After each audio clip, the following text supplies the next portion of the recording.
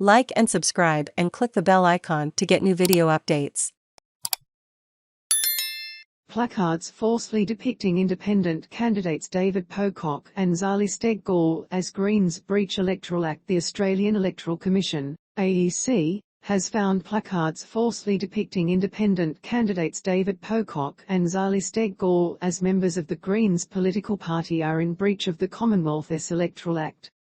Conservative lobby group Advance Australia authorised the signs, which have appeared as roadside corflutes and on trucks parked near pre-poll voting centres. The AEC has now found the signs are likely to mislead or deceive an elector in relation to the casting of a vote. Conservative lobby group Advance Australia authorised the signs, which have appeared as roadside corflutes and on trucks parked near pre-poll voting centres.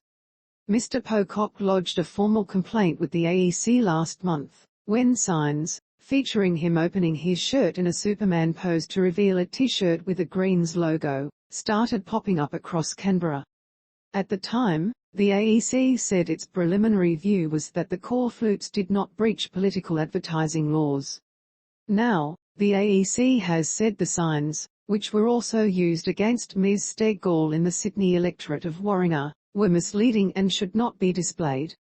The signage contains no other images or phrases that correct the representation made by the images, the AEC outlined in a statement.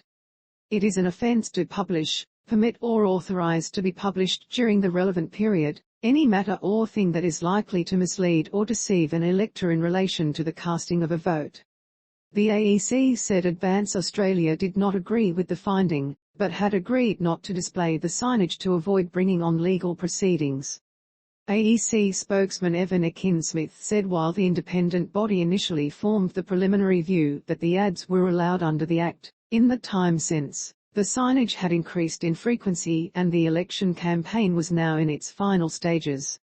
We've also had a lot of elector contact about potential confusion and, really importantly, they've been in close proximity to an early voting centre, he said. So it is all of those factors that have really tipped our view into thinking the signage does breach Section 329 of the Electoral Act. Mr. Akin-Smith said that, if the AEC thought there had been a cumulative effect of confusion caused by the signage during the campaign or if the ads were suspected of having impacted the results, then it might be something that a court examines after the event.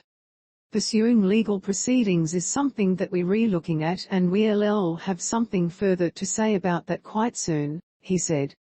Election news: Advance Australia should be prosecuted. Mr. Pocock said he was disappointed the decision was not made sooner.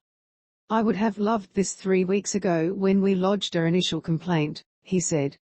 These signs were clearly designed to mislead and we should have laws in place that stop these sorts of things happening.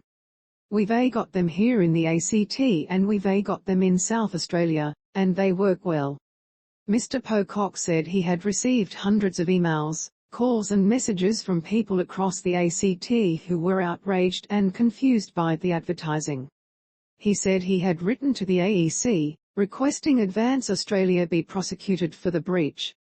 Clearly, it shows just how much work we need to do in terms of truth in political advertising.